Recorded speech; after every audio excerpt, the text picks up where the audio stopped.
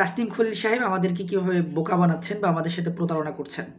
বাংলাদেশে অনেক লেখক, তারপরে ব্লগার বা যারা নিজেদেরকে মুক্তমনা বলেন, এরকম ব্লগাররা ছিলেন, লেখকরা ছিলেন, পাবলিশার ছিলেন, তাদেরকে হত্যা করা হয়েছে নৃশংসভাবে। ধরুন ব্যক্তি একজন লেখক, প্রকাশক বা একজন মহাপণ্ডিত বা মহা কিছু বা তার সমাজে অনেক কিছু অবদান রয়েছে। এখন এই ব্যক্তি একই সাথে একজন অপরাধী। তো তিনি একই সাথে একজন মহানুভব ব্যক্তি বা মহানুভব কোনো কাজ করেছেন বা কোনো মহা পেশার সাথে তিনি মহান পেশার সাথে যুক্ত আছেন, হতে পারে। আবার একই সাথে ওই ব্যক্তি একজন অপরাধী। আবার এমনও হতে পারে যে সে এই মহান পেশার আড়ালে মূলত থাকেই হচ্ছে অপরাধ করার জন্য, বা তা ওই পেশাটাকে, মহান পেশাটাকে বেছে নিয়েছেন তিনি সেটার মাধ্যমে অপরাধ সংগঠিত করার জন্য। এখন কেউ যদি ওই ব্যক্তিকে মহান পেশাকে সামনে এনে তার অপরাধকে অপরাধ বলে স্বীকৃতি না দেয় বা তার অপরাধকে স্বীকার না করে বা তার অপরাধকে কোনো অপরাধ মনেই না করে, বা তার যে শাস্তি হওয়া উচিত বা তার এই অপরাধের সাথে যে তার আইডেন্টিফাই বা তার পরিচয় করিয়ে দেওয়া উচিত, এটা যদি মনেই না করে, শুধুমাত্র তার সেই ভালো কাজ করার জন্য বা সেই মহান পেশার সাথে যুক্ত থাকার কারণে যদি তার অপরাধকে ঢেকে রাখা হয় সেই পেশার কারণে, এটাকে আইনের ভাষায় বলা হয় ইররিলেভেন্ট ডিফেন্স বা অপ্রাসঙ্গিক প্রতিরোধ করার চেষ্টা করা। মানে আইনগত দিক থেকে ওই ব্যক্তিকে বাঁচার কোনো আসলে ভালো প্রমাণ করার কোনো উপায় নেই। এবং ফিলসফিতে এটাকে বলা হয় আপিল টু অথরিটি, মানে ব্যক্তির কোনো মহান কাজকে সামনে এনে তার অপরাধকে ঢেকে রাখা বা তার অপরাধকে অপরাধ হিসাবে স্বীকৃতি না দেওয়া বা তার অপরাধকে অপরাধ হিসাবে স্বীকার না করা, আইডেন্টিফাই না করা, এটাকে বলা হয় আপিল টু অথরিটি। যেমন ধরেন একজন ডাক্তার, উনি কোনো রোগীকে ইচ্ছা করে মেরে ফেললেন, কিন্তু ওই ডাক্তারকে বাঁচাতে গিয়ে কিছু মানুষ বলল বা কেউ বলল যে ডাক্তার তো মহান মানুষ বা উনি অনেক মানুষের জীবন বাঁচিয়েছে, সুতরাং কাউকে হত্যা করেছে এটা কোনো বিষয় না, মানে এরকম কোনো কিছু একটা বলল, তাহলে এইটাতে কিন্তু ফিলোসফিক্যাল দিক থেকেও কিন্তু এইটা অপরাধ হিসাবে গণ্য হবে।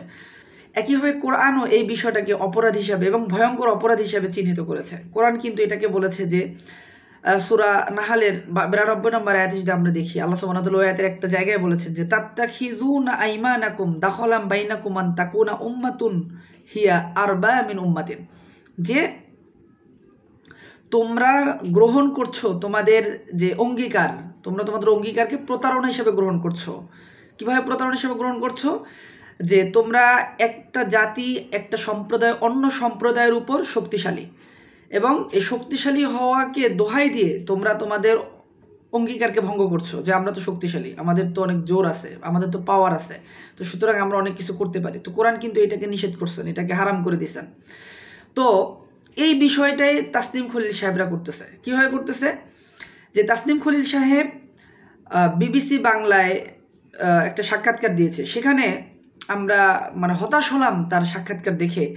তিনি সেখানে বলছেন যে অনেক মুক্তমনা লেখক বা অনেক প্রকাশক নৃশংসতার সাথে তারা হত্যার শিকার হয়েছে। এখানে একটা বিষয় অবশ্যই লিগ্যাল, সেটা হচ্ছে কাউকে শাস্তি দেওয়ার ক্ষেত্রে আমাদের রাষ্ট্র আছে, আমাদের রাষ্ট্র সেই শাস্তি ব্যবস্থা করবে।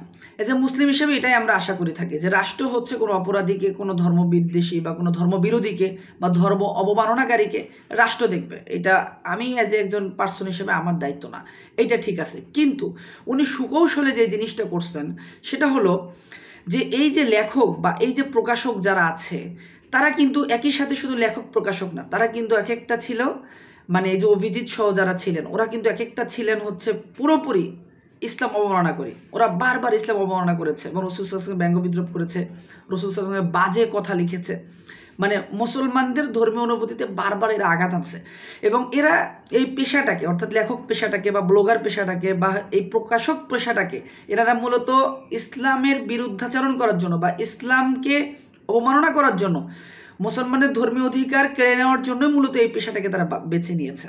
তাহলে তাসনিম খলিল সাহেবের কি তাদের এই অপরাধের বিষয়টা নিয়ে আইডেন্টিফাই করার দরকার ছিল না?